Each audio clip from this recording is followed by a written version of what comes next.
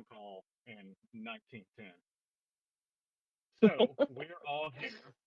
We have done the most basic of things, which is get two people into one Discord channel. So we're going to start on with this. So again, all the notes we have are going to be put into the art history channel. I'm going to share my screen here real quick. So let's get some confirmation around if you can see my screen.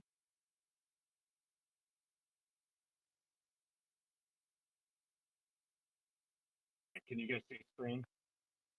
Can you see where screen right here? And I'm going to turn up the volume for you guys. Volume, here it comes. Volume up, volume up. Audio is not very good. Well, I'll talk louder. Please talk loud. I'm talking louder. God damn it, you guys. How's this? Louder, louder, louder, louder. All right, E, you go ahead and talk for everyone. Hi, can you hear me, or do I need to shout as well? Is she loud? Too loud. Good audio. Wow. And I'm just talking in my normal voice. Ours Okay. sounds better. She is the volume. I am bad.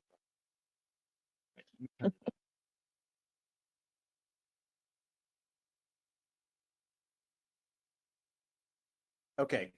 Can you guys hear me now? Is that better? Okay. Everyone, we're good. Okay, so I'm going to post some things into the art history channel that we're going to discuss here real quick. The first thing is obviously tips are accepted. Our artist has put in significant time into doing some research, looking through these pieces, and I would encourage you guys to tip if you want, don't tip if you don't want. This goes directly to her. Not me, not anyone else. So I'm going to be posting pictures and images and comparisons into the art history channel. We're going to spend about 45 minutes doing this. Also, this person is not here to price pieces. That's not what curators or art historians do. They can't define value of images, but they can teach us about it. Every image that you're about to see was randomly selected from the Digital Eyes Enigma's channel about 2 or 3 days ago. So I had no part in picking any of these. None of these are my images that you're going to have. So just wanted you to know this isn't a racket to make me at least $7. So the first thing we're going to actually discuss before we go into these pieces is visual analysis. How do we actually analyze art? So I'm going to kick this over to our artist and let her just talk about this. So thanks for being here. Thank you for having me. I'm excited to do this. So, yeah, before we even dive into the works themselves, it's probably helpful to have a collective vocabulary that we can use to understand how and what we're looking at. So, art, particularly, two-dimensional art, is made up of different elements of things. So we can start with something as simple as a line. And I know that you all know what a line is, but lines can be, thick or thin or straight or curved or loopy. They can be horizontal or vertical or diagonal. So the line is one of these elements. You also then have things like shapes. And a shape is like a closed line. It can be geometric, something like a square or a circle, things like that. Or it can also be more organic, a little bit more free form or natural. It doesn't necessarily have to be those classic shapes you learn about in geometry. Shapes are flat and can be long or wide, but they don't generally have 3 dimensions to them. So when you start thinking about the 3 dimensions, then you're going to be talking about something like form. So a form is like a shape, but it's like a shape in space. So think of like a cylinder or a box.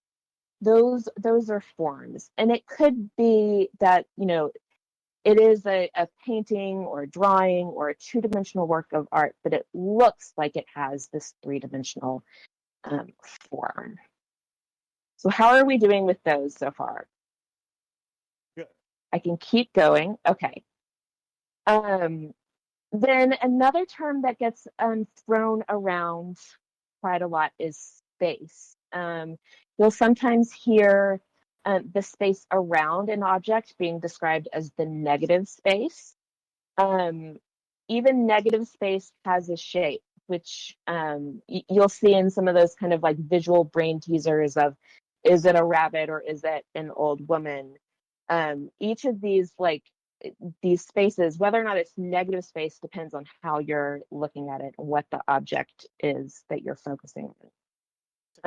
Space is negative or positive depending on what? How do we define negative or a positive space?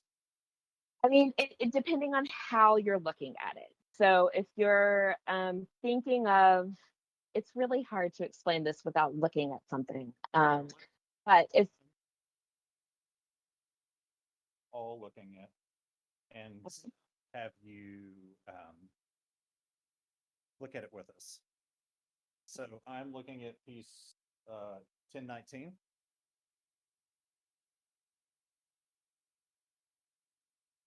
Is this a good example? Okay, great. Wait, this just pulled up the whole thing. So let me find 1019 on here. My fault. That's okay. Here, I'll send it to you.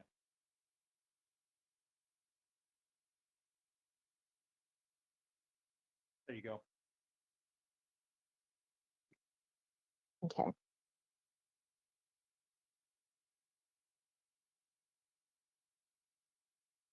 Loading. Okay, great.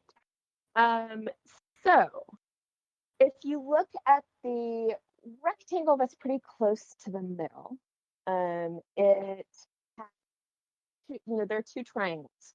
There's a white one and a brown one, right? So if we're thinking of that actually as a rectangle, then that white part is part of this positive space. If we're actually thinking of the brown only, then the white part can be moved to negative space. But basically, space is meaning just kind of the area around and between objects. It can also refer to a sense of like depth in the work. So if you look at this piece and you see right underneath that brown triangle, there's kind of a blackish blue triangle. And then to the right of that, there's some white that looks kind of like it's overlaid over that triangle. And so that is also creating a sense of depth, which we can refer to as space as well. That see 3 dimensions, even though it's a 2-dimensional painting. Yes. Okay, yeah. got it. We're talking about how we're perceiving things. It doesn't necessarily matter if they actually are 3 dimensions or not. It's just what are they looking like to us? Okay, so moving on. Another thing is color. And color you can talk about in kind of 3 different ways. For characteristics of color. The first is like hue. That's like the name of the color, like red or blue or yellow. Then the value of the color is about how light or dark it is. And then there's also intensity, which is how bright or dull, like how vibrant is this color, or is it really faded? So when we talk about color, we can talk about the actual name of the color that we give it in our language. We can talk about its lightness and darkness. We can talk about its intensity, and we'll see that come up in several of these works. Cool. What else? What else do we need to? What other languages do we need? Yeah, there's also texture, which, like shape, can be just like how we're perceiving of things, even if it's two dimensions. So does it look like soft and fuzzy? Does it look like prickly? Does it look like rough and hard? Things like that. And those are some of the main elements of kind of the building blocks of art. But then when we're also looking at these things, we also need to think about the design of it. And so there are some principles of design that will also come into play when we're doing a visual analysis. That's, for instance, emphasis. So if it looks like one particular thing in the artwork is grabbing your attention the most, like in this 1019 work, like if it's that like dark triangle right at the middle, that might be what is being emphasized for you. People can have different opinions about that, but usually it's pretty similar. There's also Piece look like it was generated by a human. Would you have any inkling that this was computer generated? I think that's a really, really great question. It is hard to know on a screen, right? So it's likely that maybe I wouldn't know. And when we get into some of the comparisons, we'll see how some of these things are starting to look like these artworks that a person actually created. And so there are a lot of times when it does look like it could be something made by a human. But it's hard to tell on my, little computer screen whether or not something was created by a computer or not. Language topics that we need to discover, or is this best served by just jumping into some of the pieces? Only other things that I'd really like to cover is the sense of balance, which is in a composition. It can look like the balance is related to emphasis. It can look like something is weighted to one side or the other, or it can be symmetrical or balanced right in the middle. And then the last thing is just an idea of movement. And this often shows up when you see the path that your eye is like taking through the work of art. And we'll practice that in a little bit. But oftentimes you look at a work of art, you're not taking in the whole object at once, but your eye is kind of wandering through it. And often it's being directed to a focal point. So in this image, 1016, where do you feel like the motion and the flow is, and where is your eye being taken?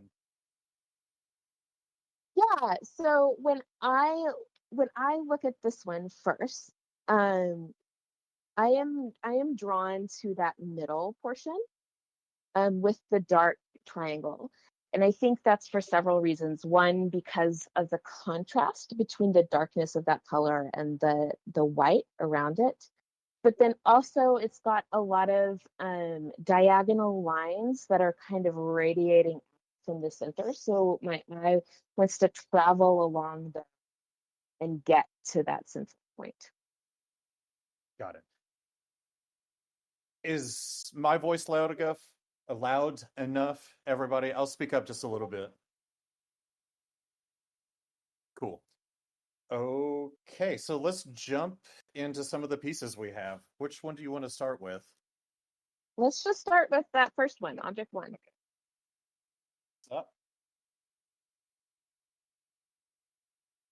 this is the first piece we are starting with. It's 7777. 37. Open this in a new tab.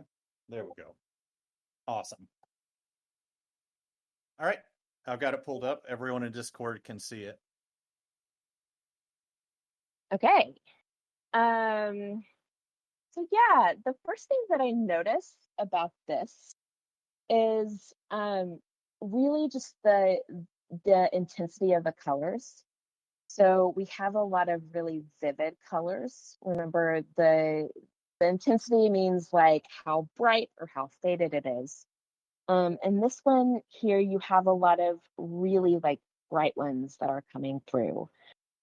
Um, and then the second thing that I really noticed about it is how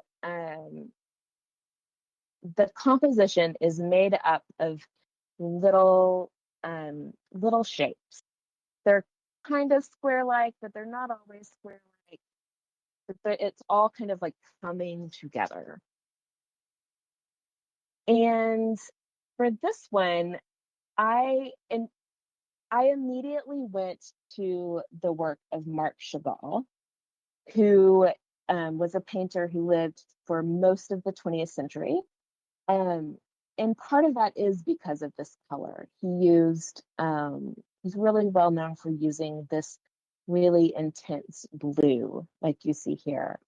And can you put in the Chagall image so if they could see that? Okay, it's up. It is. Okay. Flip back. Copy this image into Discord.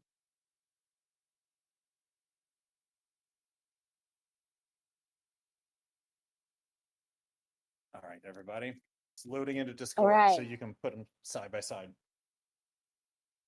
Okay, so I have got a question for you and for anyone listening. Why do you think that I might have put these two together?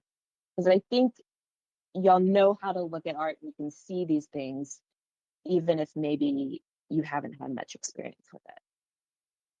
All right, Discord channel. What do you see about these two different pieces of art?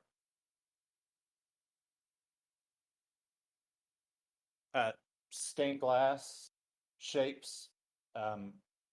There are square lines and curved lines.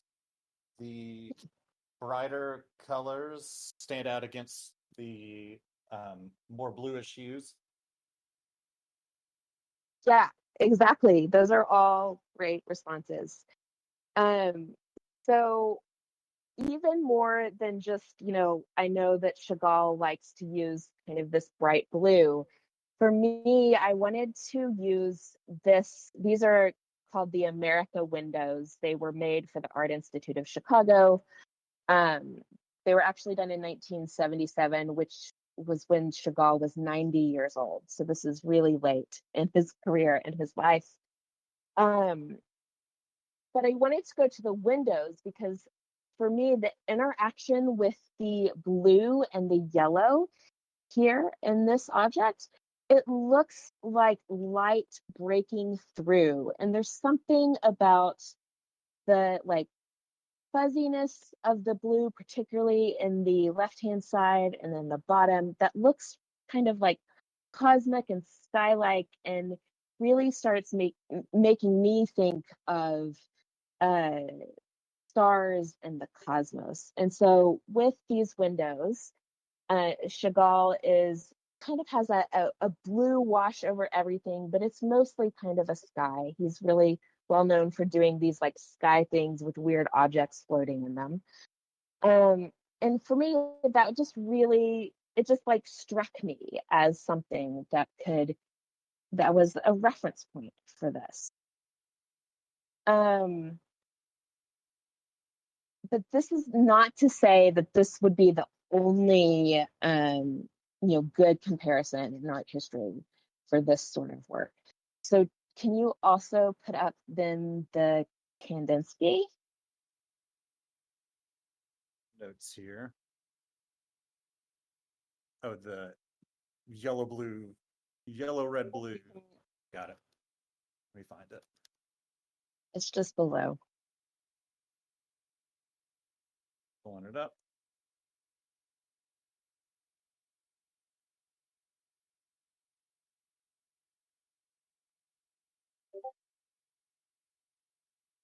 I'm going to send you a link to it to make sure that I put the right one up here.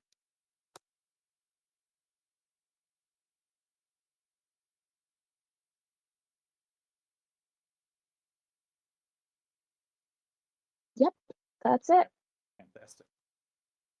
Okay, so Discord channel, do you see any, like, what are some of the similarities you see between this work by Kandinsky and this,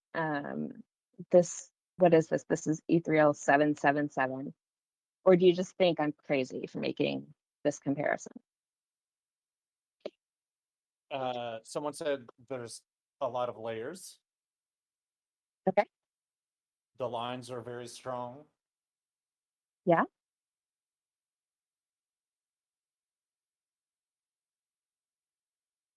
Yeah, so with the lines, for like, if you look at the right-hand side of both of the images, in the Kandinsky, you have this really strong and thick kind of curvy line that runs up the right-hand side.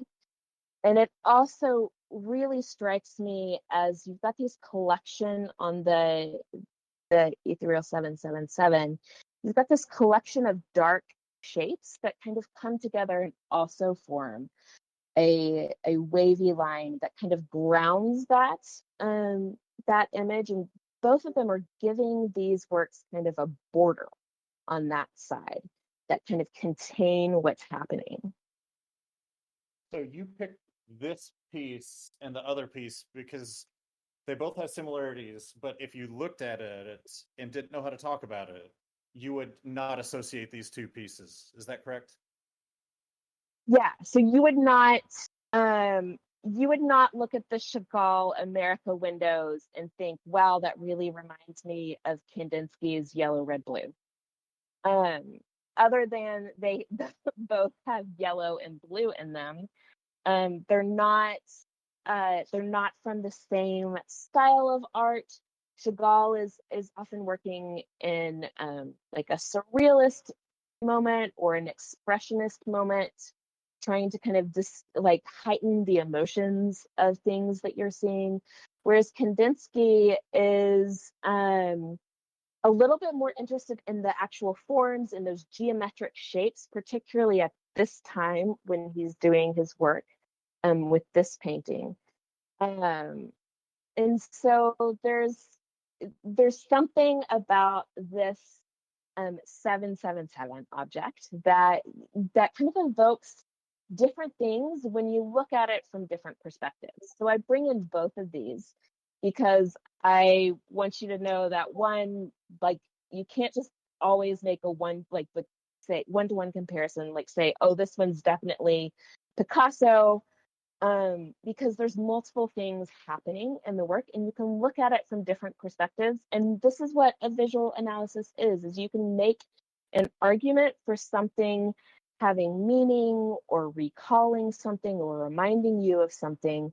And it's you making an argument about it.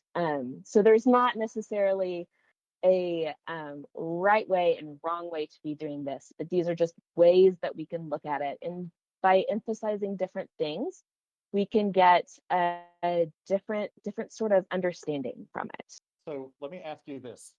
Both Chagall and the artist we're currently looking at is Kandinsky. They're both Yes. Russian artists. Were they active at the same time? Like, what was their, I guess, motivation for their art? What historically motivates these kinds of images? Yeah, so they are both Russian artists. They are both working around the same time. Like I said, Chagall had a very long life. He was born in 1887 and died in 1985. So he is really working throughout the 20th century. Kandinsky, I can't recall his when he was born and when he died. off the top of my head, but he was really active in the early 20th century. And he was one of the earliest pioneers of abstract art.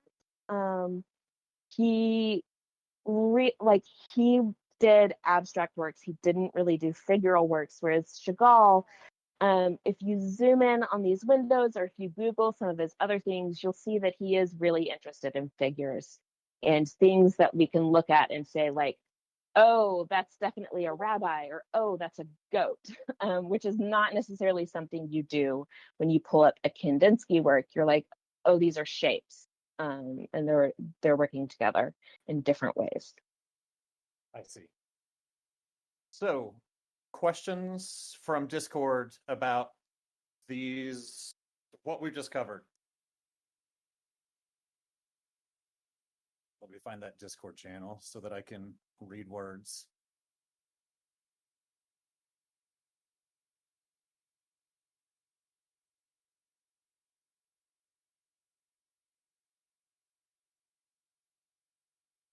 Were Kandinsky and Chagall friends?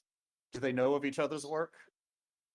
I'm sure they knew of each other's work, and I don't know if they didn't run in the same circles necessarily.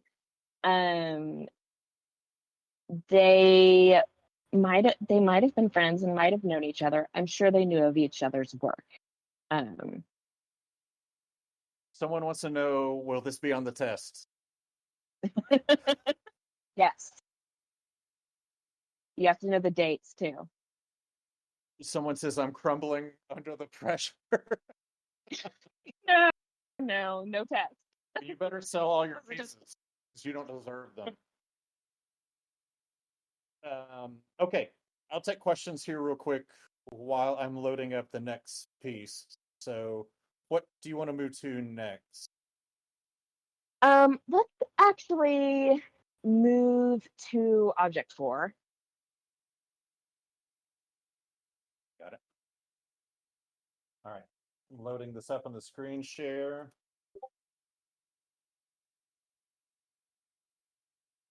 This is Ethereal 252.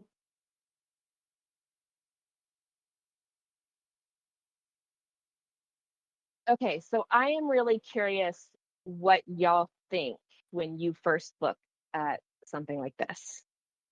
What do you think is going on? What are your impressions or feelings or opinions on it?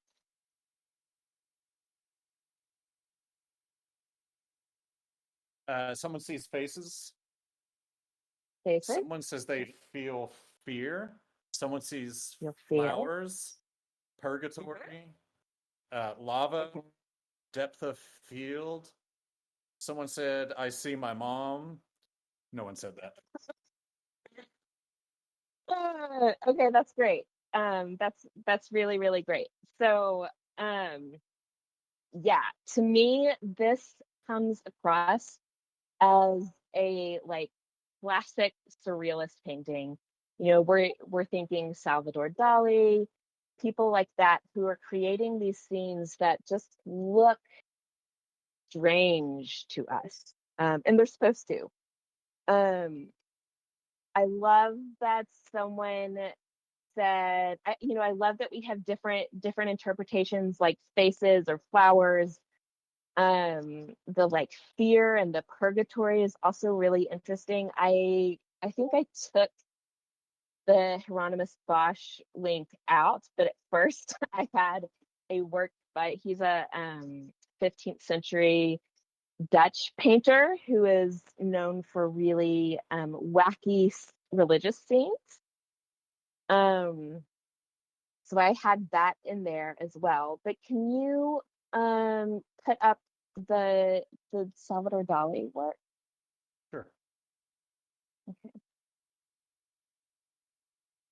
So the thing about surrealism is that they were trying to present you with something that is surprising, surprising is kind of the most neutral way to put it, but it's also maybe fear-inducing or shocking as a means of like accessing the unconscious or letting the unconscious express itself or letting the viewers access their unconscious. So this surrealism was popular from the 1920s to the 1950s. This is when psychoanalysis and Sigmund Freud were really taking off, and the ideas of psychoanalysis and the unconscious mind were really taking a hold of culture, generally speaking. So the surrealist artists were doing this by depicting things that are like strange, things that seem slightly off, like you see here with Dali's classic kind of melting things. Like you can tell that there's a violin there, but it's all melted and distorted on the right hand side. Yeah, and this was not just a visual arts movement, but it also was a part of performing arts or literature. And yeah, really like interested in the idea of the unconscious and what was happening behind all of our conscious workings. 2 questions for you. In the image and the ethereal that we have, what do you notice specifically? What do you see? Yeah.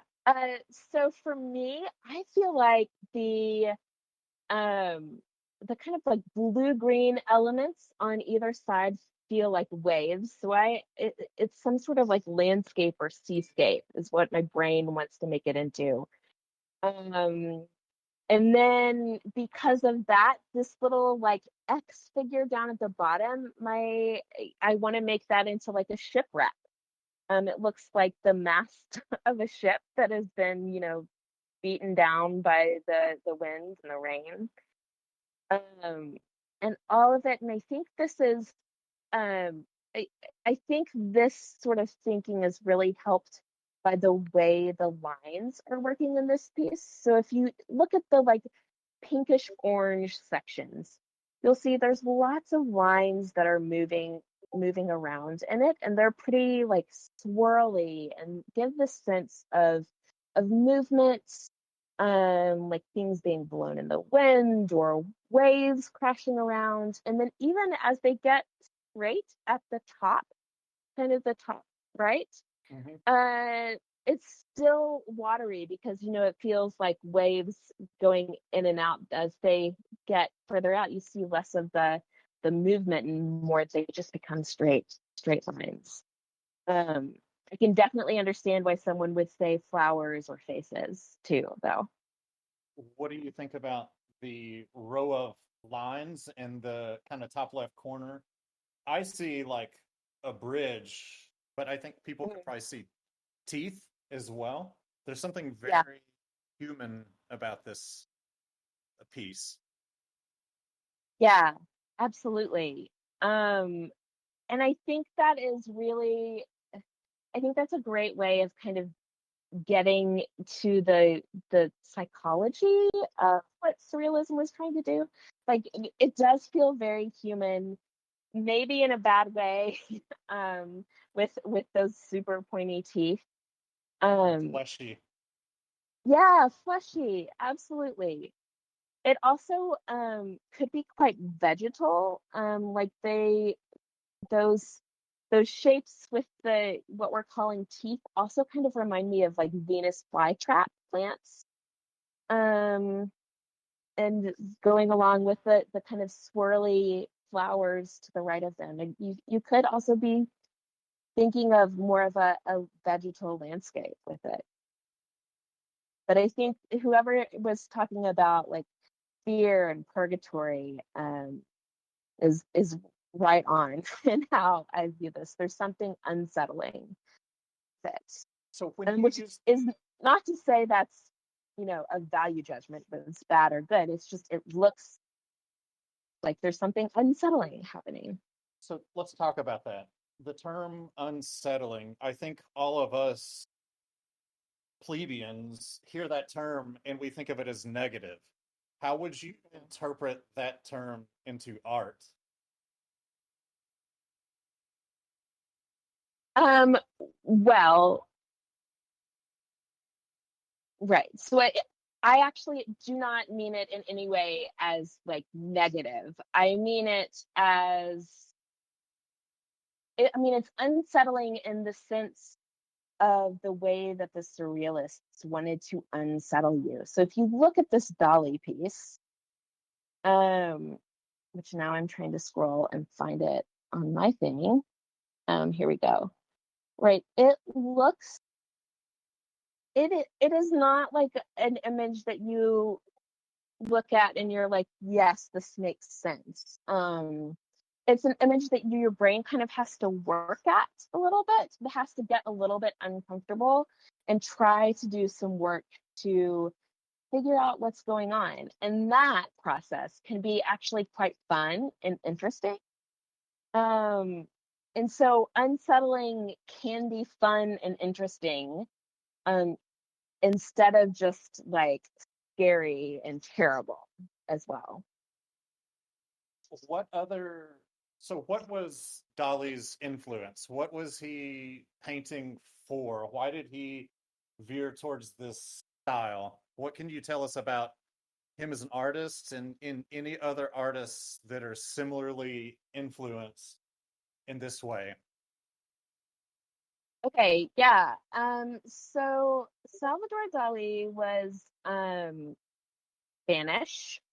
He lived for most of the 20th century as well. Born in the early 1900s, died in I think maybe around 1990.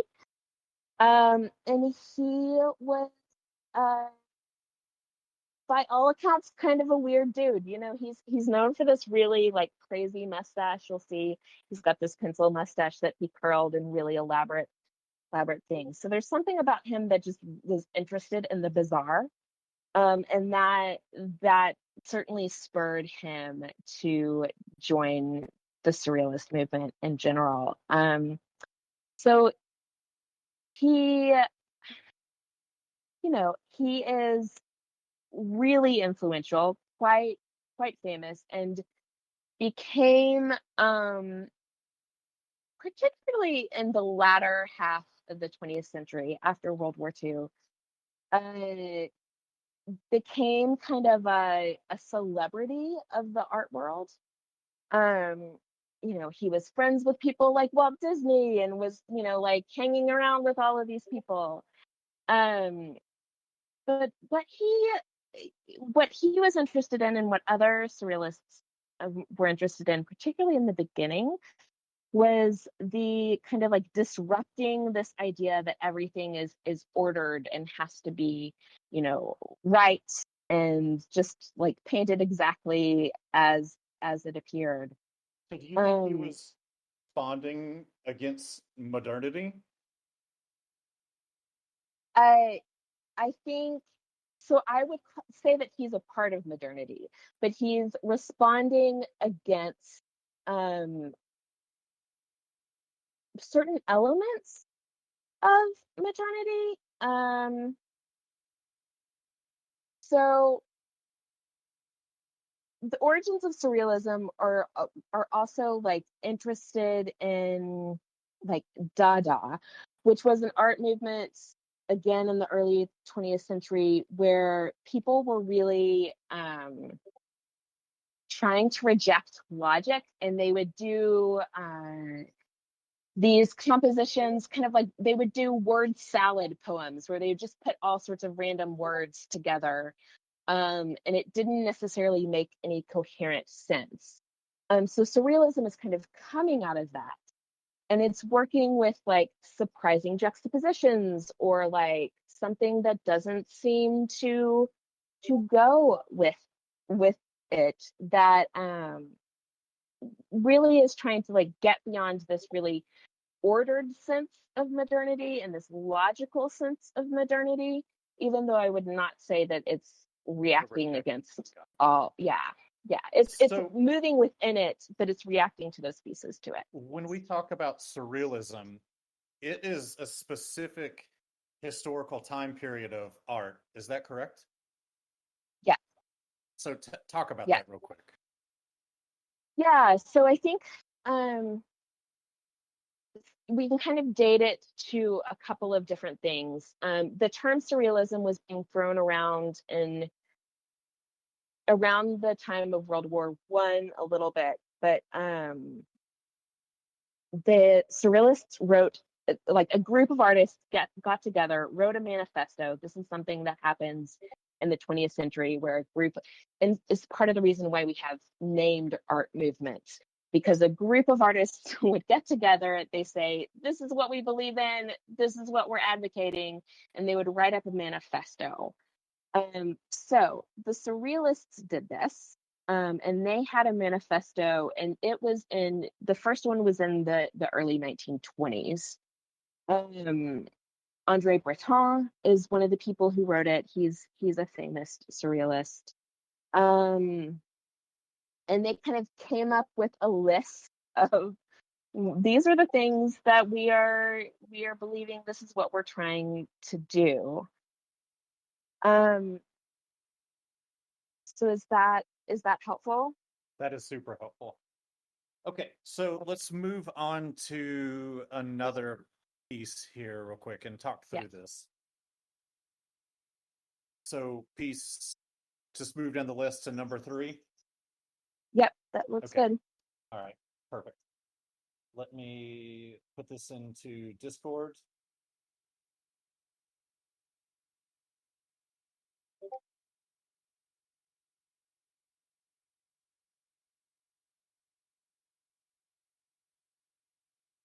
So with this one, I actually This think is is real. April 599. Just posted it in art history. Yes. This one I actually is one of the ones that I actually really enjoy looking at. It's one that I find really beautiful. Um, and I don't necessarily have a like good reason for that, other than I think it looks really interesting to me, and there's something that is drawing me in. I love the way that you have what almost appear like 2 or 3 objects that are kind of stacked on top of each other, that are each made up of these little shapes in different colors and sorts, and it almost is like floating in the water, floating in the night sky.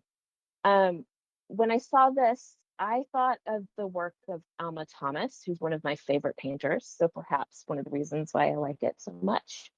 And can you also put the Alma Thomas there?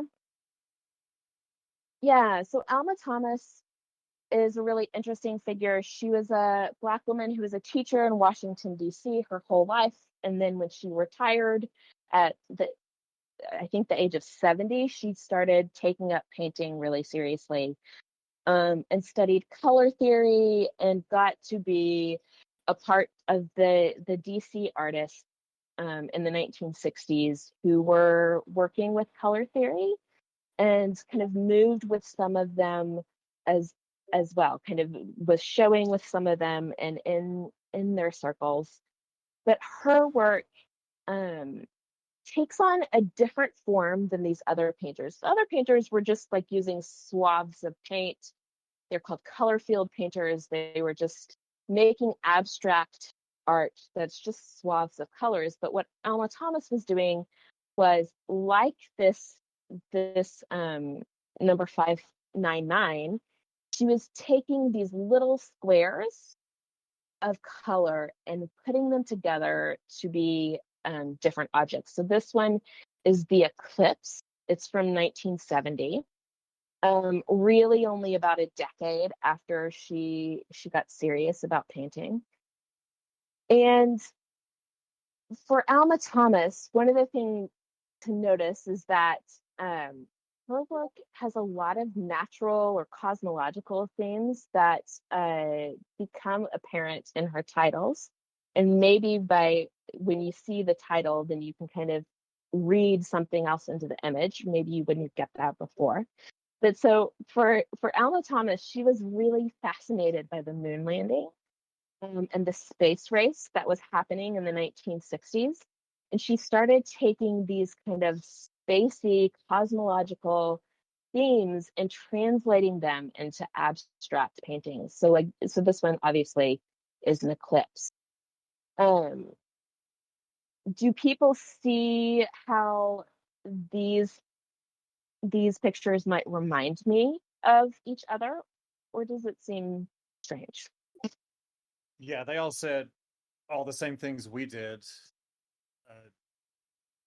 What do you guys think? What do you see in the specific image I have up on the screen? It's the ethereal. What are the things that you notice? Someone says fish, which feels totally wrong. I can see it. What a dummy. Someone sees a snake. What are the specific things you see about how this piece was produced? Well, it's really hard for me. So I am actually trained to look at like a physical object, not just on a screen, to try to understand how it's made. So it goes against all of my training for me to try to look at this image on the screen and think about how it's made. Because you can, for instance, like a painting, if you're looking at the actual object in person, you're in its physical presence, then you can see things that might give you hints of oh, this is an oil painting, or no, this is a watercolor painting, or things like that. But on a screen, it's always a little bit iffy. So it's hard for me to look at it. It's just I have been trained not to make those sorts of judgments based on a screen because I need other visual cues. But this actually exists on the screen, which is a very interesting problem. So let me ask you this. In the world of digitally or artificially generated images, do you think that that's going to be one of the points that maybe art critics or galleries or even art historians bring up? Because there's no actual painting here. I think that it changes the way we interact with it. And that is actually really quite important. So also, usually, it doesn't. I have a thought, and I need a moment to compile it. All right. While you're compiling, I'm going to read some of these questions. Okay.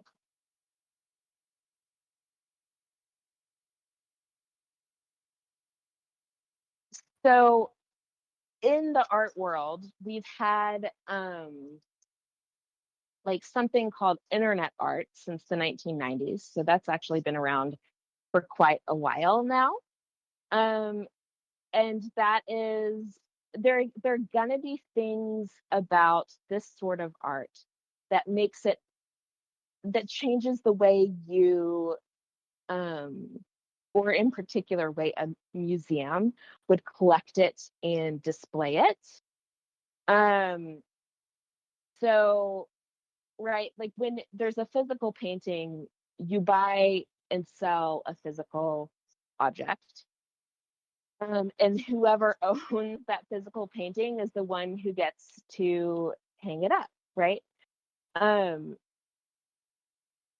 When the image is supposed to be seen on a screen, then that opens up a lot more possibilities of interacting with it than it would if it was a physical object. Now, there are going to be some,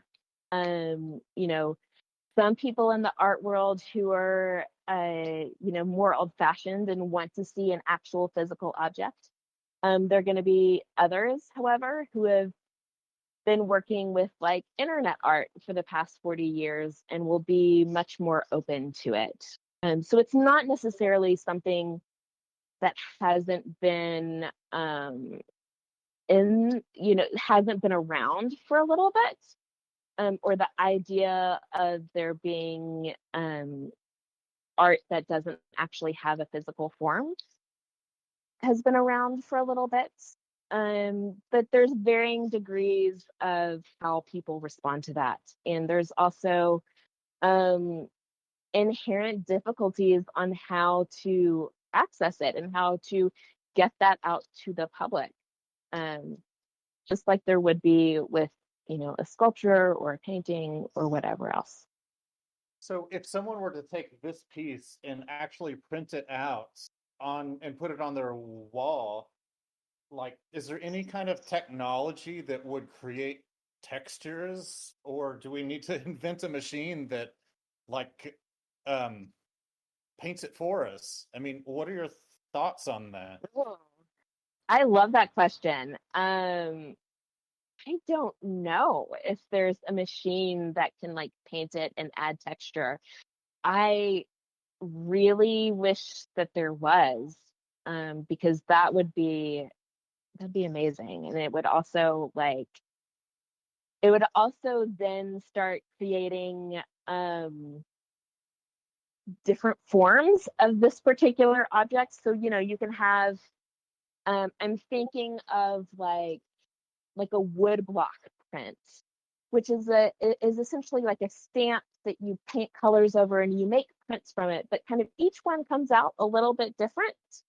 And finding a way to like print this so that there's texture, and that texture kind of varies up a little bit every time would be really interesting to me.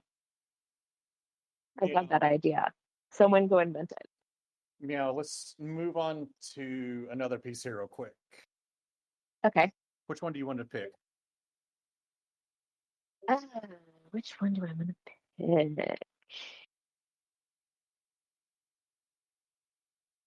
Let's go.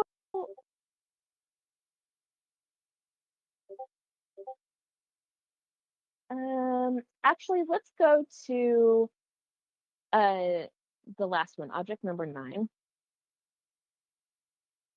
Got it. Okay. Pull this up for everyone.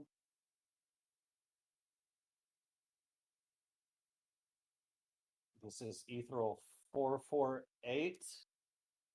We'll post that in art history when you pull this up. So, and let's do a little analysis with it. Why don't you tell me like what your eye goes to first, or how your eye moves through the painting? Is it tracing any lines? Is it focusing on one particular shape or element over others? Someone says they still see water. Still see water. Okay.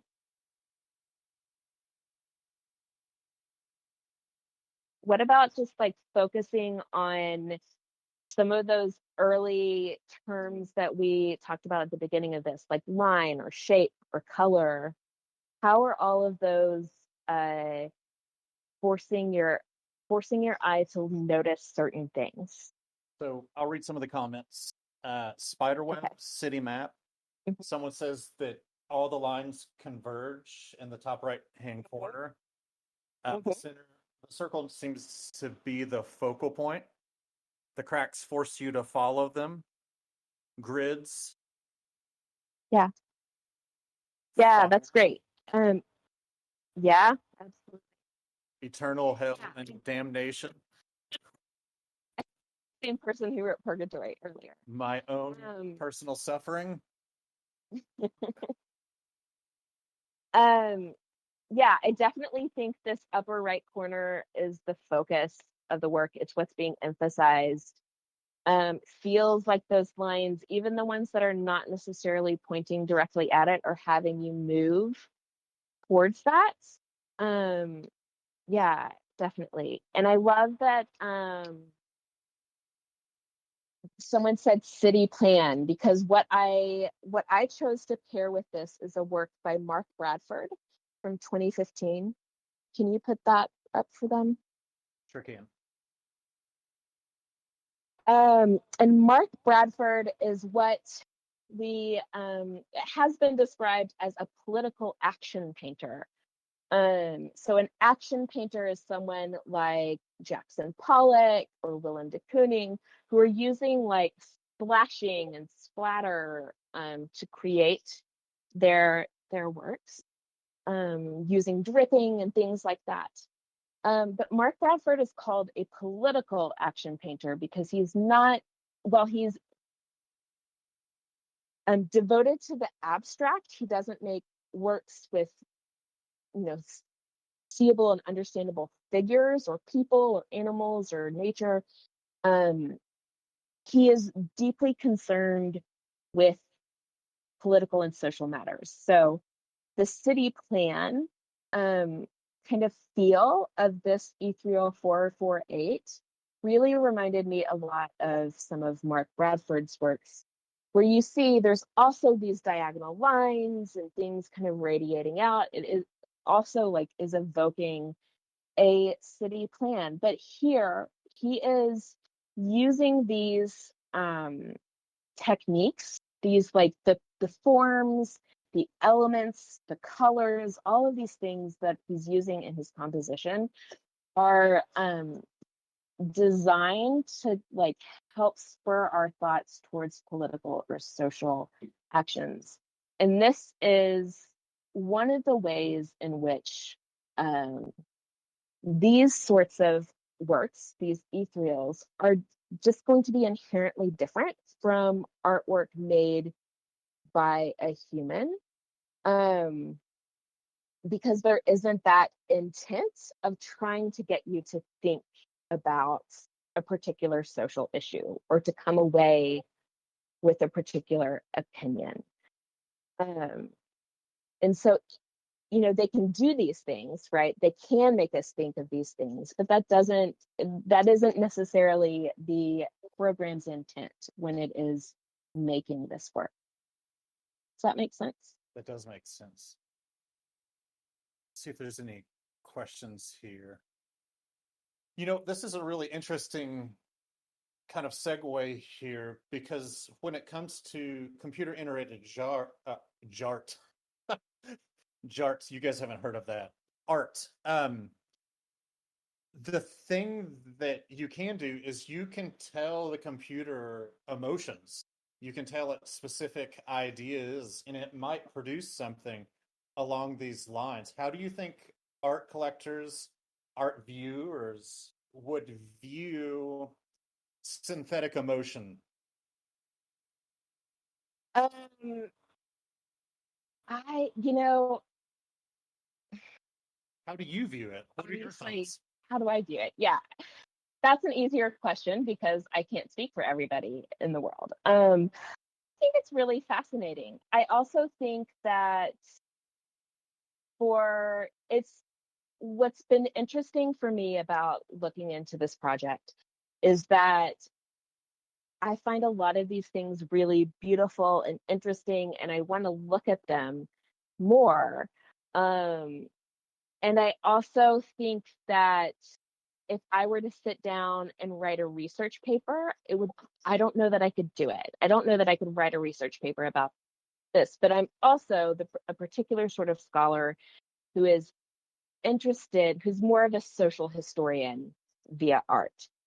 And so for me, the human touch is what makes me want to actually dig into a work. But that being said, I like looking at them, and like a lot of these are things that I want to look at and I want to have on my wall or have just around me because I find them beautiful and interesting, even if they're not doing that. So it's a little bit of a separation for me of what my work is versus what I actually want to have around me. So, what is your impression of a project like this? Like, do you think future? Like, I know you covered that some, but will you expand on that? Like, what do you Can you say the think? question again? What do you? It's really just an expansion of what you just covered. Like, what do you think about a project like this? Are you intrigued by it? Are you what do you have any dissonance with a project like this? I Pros and have, cons. like, I'm definitely intrigued by it. I would not bat an eye about seeing it in a museum, particularly when you think about, and I think that's the like framing around it is in how it's generated. And it's really fascinating that we can have a machine, you know, we look at thousands upon thousands of various artworks, and then we can tell it to go, make your own from what you've seen. And it comes back with things that are at times really striking in their resemblance to some things, and others just like very original, and they can still, bring out these emotions in us, as we've kind of been mentioning throughout, like the looking at this one here, seeing the like fire. um I think that's really intriguing, and I find it really, really interesting. And I mean, I do think there's a place for it in the art world. I don't, however, think that it's going to totally replace, art made by human artists. I Until the I think computers kill us, don't let us do that. Yes. which is Yeah. pretty soon from what I've been told. So let's move on to another piece here real quick.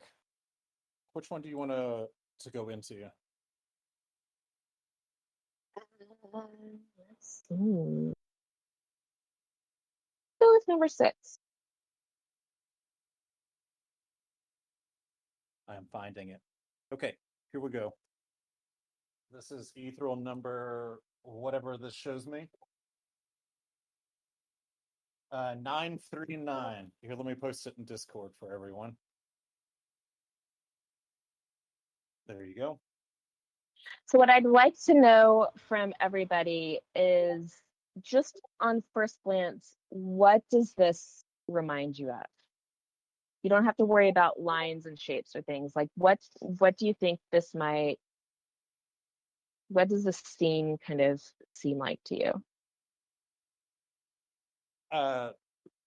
So we've got acid trip, trees, path in a forest, crying forest, Obama. That was my comment. Sorry. Trees bleeding, weeping Mhm. willows, my biology textbook.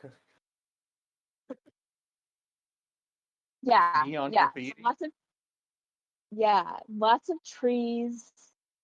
I'm right there with you on graffiti. I feel like there's a kind of street art element to it happening here. Um, and for me, this reminds me a lot of a work by a man by the name of Wilfredo Lamb called The Jungle. This is kind of his masterpiece. And can you put that up for them as well? And so Wilfredo Lamb is a Cubist, Surrealist painter who was working in kind of the early to mid 20th century. Um, and he is Cuban, Afro-Cuban specifically. And a lot of his work was interested in the spirit of the Afro-Cuban culture, and kind of playing that in a manner that is similar to people such as like Pablo Picasso.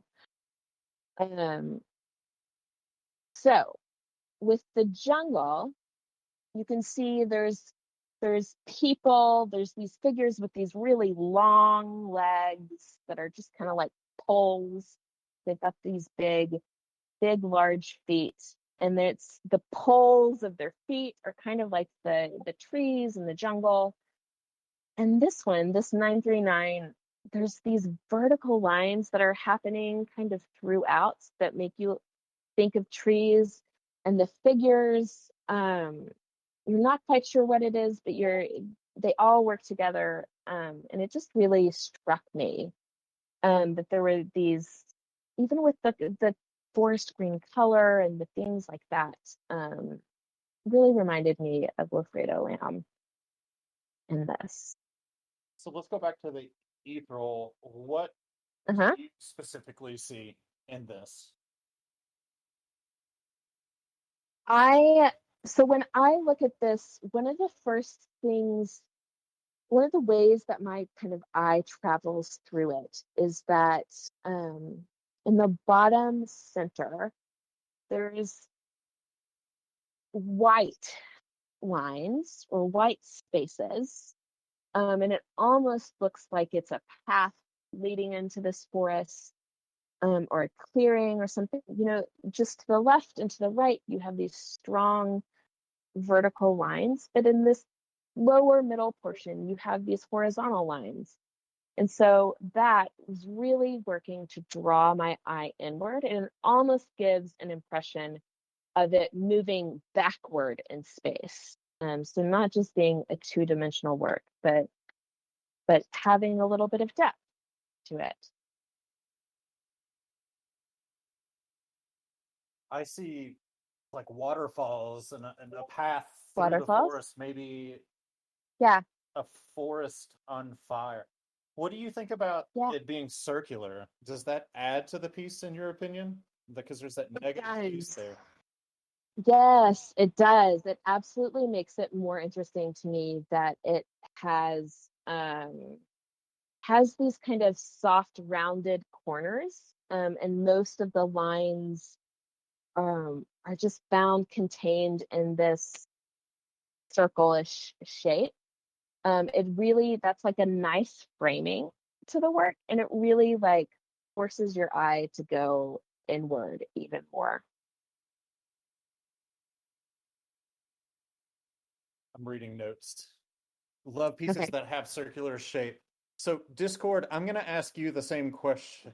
What kind of pieces are you drawn to? Do you feel like if there's an internal frame on the piece, or if there's positive white space outside of an image, are you drawn to that?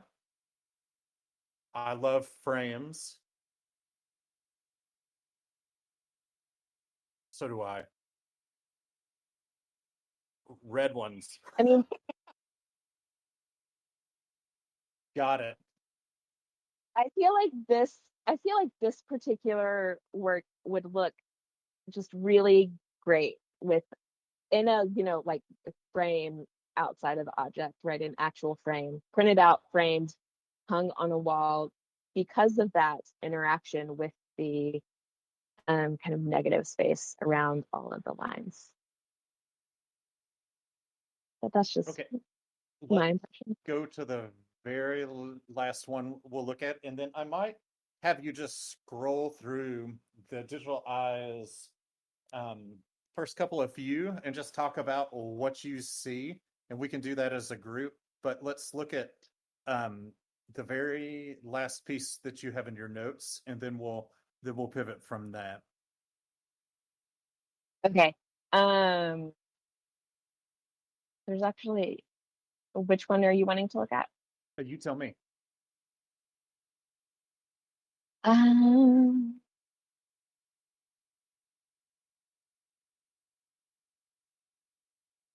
let's go to object number 2.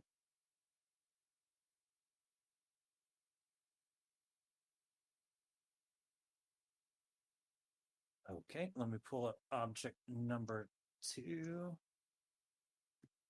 I'm guessing it's right after 1. It should be, yes. Got it. Pulling it up.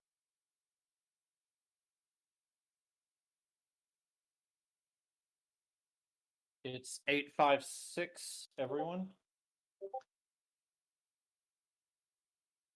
Oops.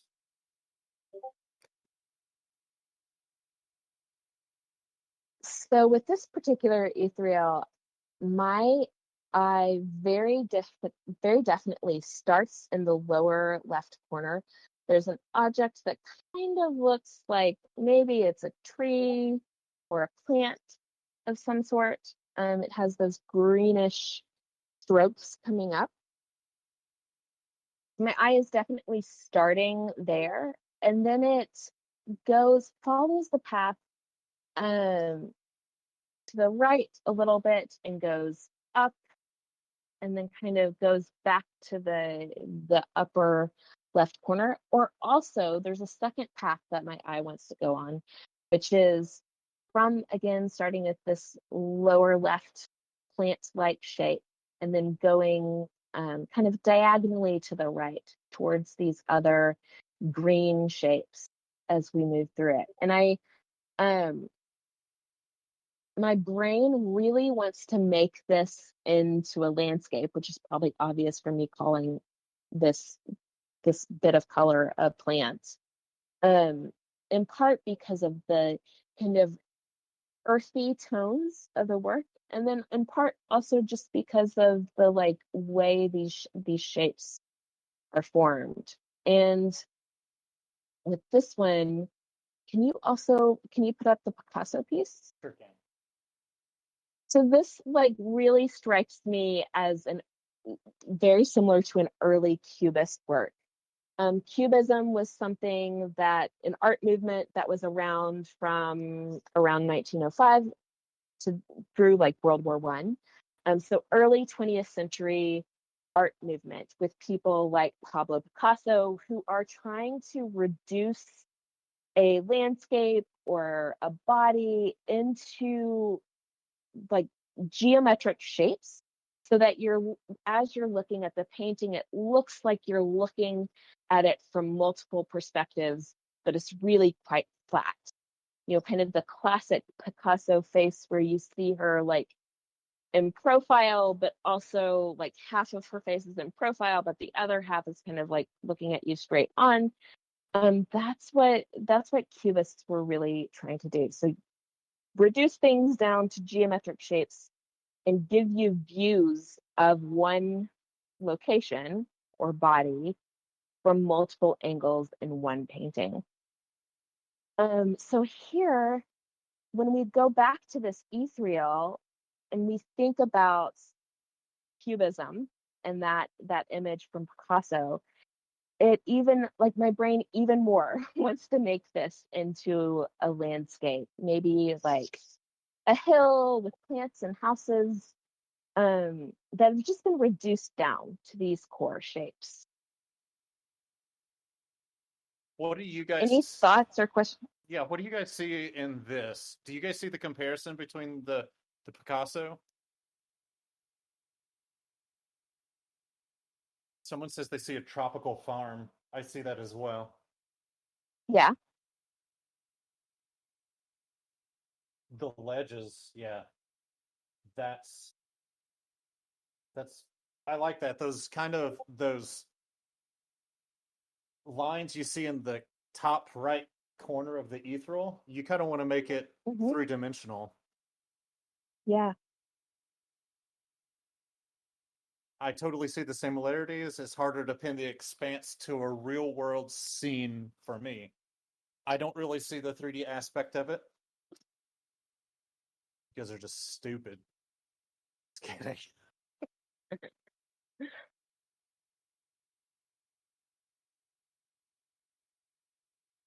And this is Any 856.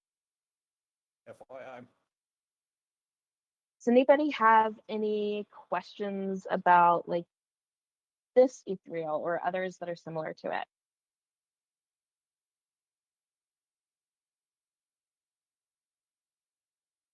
Let me pull up.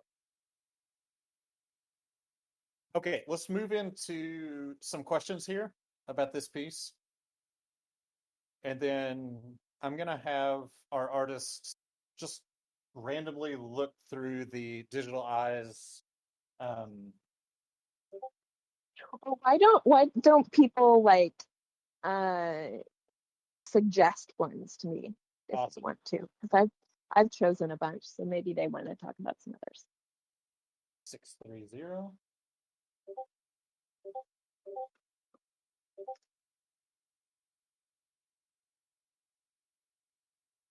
these all publicly listed, everyone?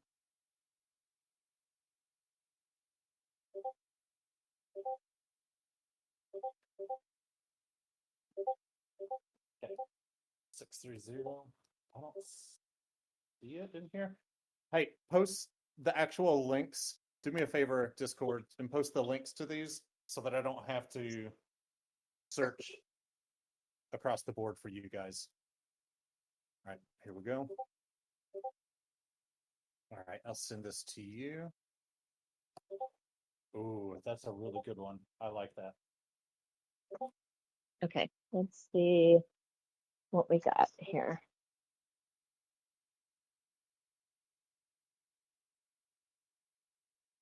Ooh, okay. Yeah, so this is number 532. 532. Yeah. What are the questions about this? Or what questions do you guys have about 532? What do you guys see?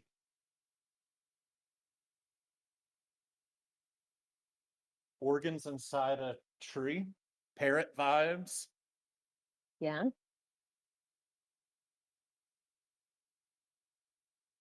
So what are some of the elements that are at work in here? So what, going back to our kind of vocab lesson at the beginning, what are, like, how would you describe the lines?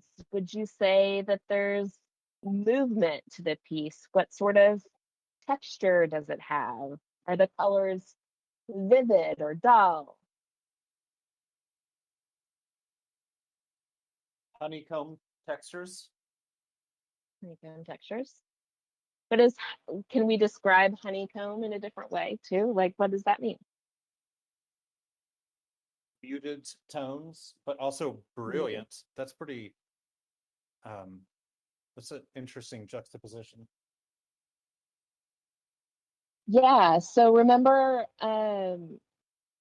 so with color, in addition to hue, which is just like red or blue, we have value and intensity. So value is like whether it's light or dark, but intensity is like, is it bright or is it dull?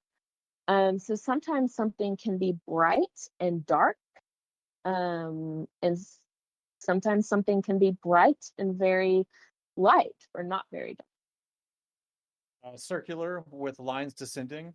Someone said Yeah. it reminds me of the very end of Interstellar, which Yeah. I agree with that. I love that movie. If you hate it, don't say anything.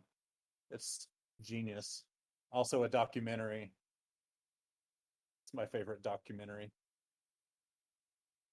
So are there any like questions that someone, like the person who posted this, did they post it to like for questions, or were they just wanting to think about how it was composed? There's a 99% chance that somebody owns this. Yeah. Okay. So this actually also kind of reminds me of that Wilfredo Lamb jungle piece.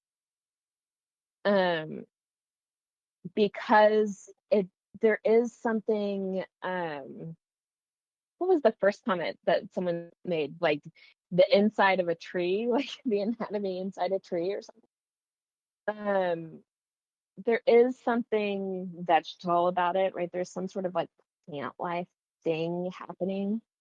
But you also have these really striking lines, vertical lines that are running through it, and some horizontal ones as well.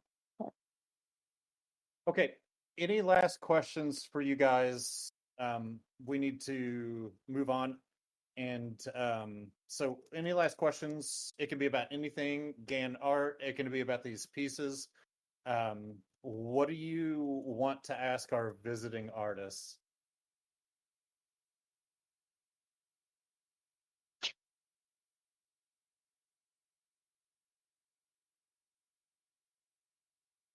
They want to know when you're coming back. I don't know. Okay, so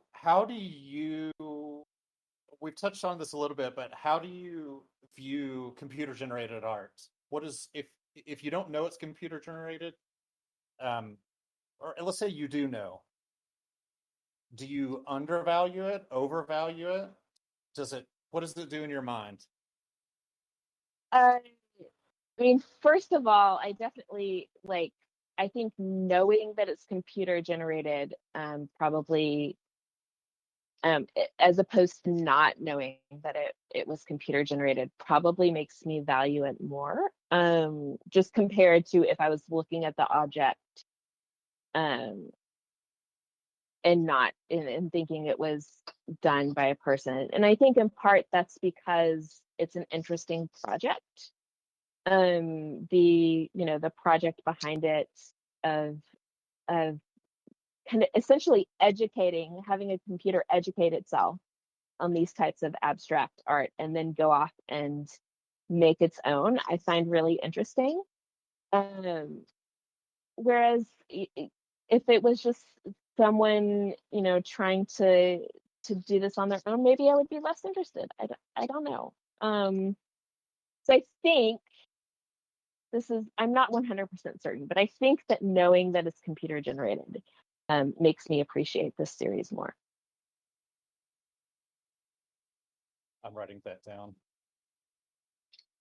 Oh, this is a great question. How do you think computer generated art evolves moving forward? Do you think it should strive to be closer to human vision?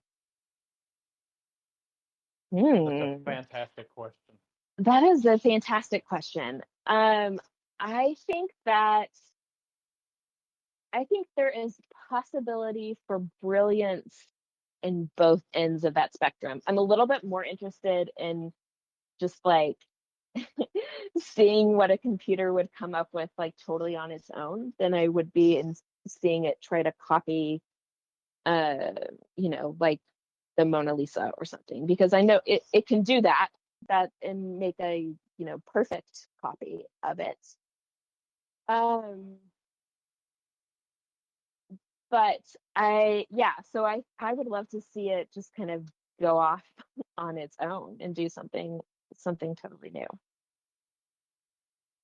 Does that answer your question? So what do you think Do people would be totally new? Do you think the market don't would know. value that? Well, I don't. Questions about the market are just not just people for me. Because the market is gonna, like things are worth whatever someone is wanting to pay for it, and that is what the market does. But I think that there would be people who would find that really fascinating and would be really into it. Yeah, definitely. And I think as we get further into the 21st century, you'll start seeing more people do scholarship on like net art and other computer generated stuff. I'm sure there's a dissertation waiting to happen on computer generated art. And so just as we get kind of further into the process, I bet we'll start seeing more of a shift of academics and institutions being more interested in it as well. Have you seen that already in your work and with your peers? Is there computer generated art being actively discussed? I have not. I mean, yes, it's being discussed. Computer generated art is being discussed. Absolutely.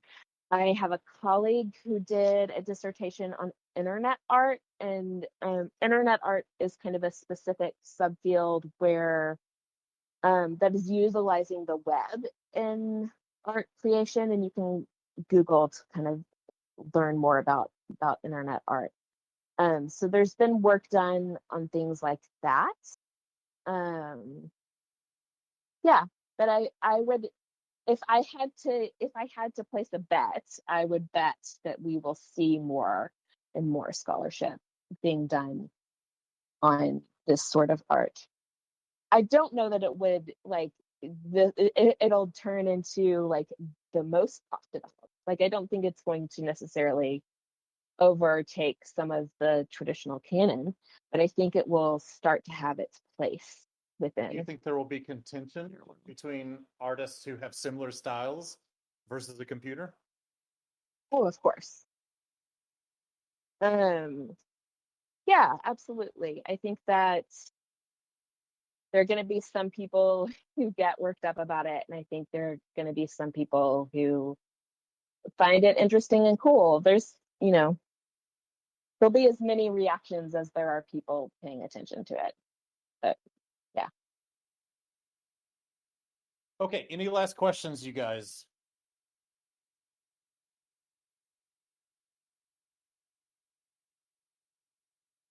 Everyone says this has been super interesting. Thank you for taking the time to do this. Yeah, thank you for inviting me.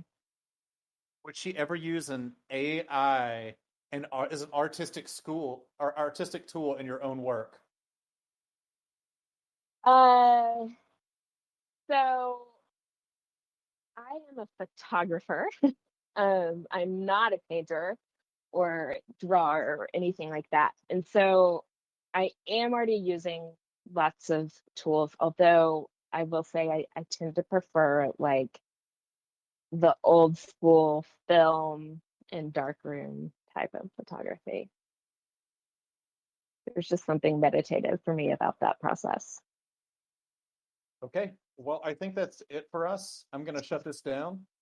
Thank you guys so much for joining us in Discord. Thank you for joining us on this talk. And I think that's it for us. Thank you all. Thank you. All right. See you guys. Bye. Bye. I'm hanging up. I have not hanged.